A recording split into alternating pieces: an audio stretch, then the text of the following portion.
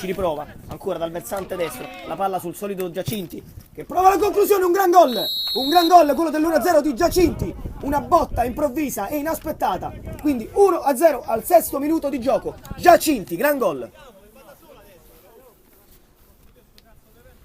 Il fischio del direttore di gara per la battuta di questo calcio di rigore, fischio che arriva adesso la rincorsa Giacinti, tiro 2-0, raddoppio, doppietta personale per il giocatore del De Angelis.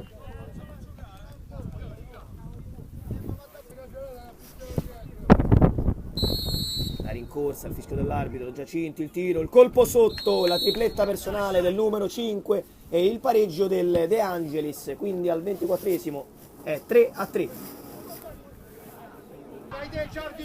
È scoperto dall'Italia, 3 contro 2, da quella parte la palla dentro, Giacinti per il nuovo vantaggio del De Angelis e il poker questa sera dello scatenato Giacinti, 4-3 al 10° minuto del secondo tempo.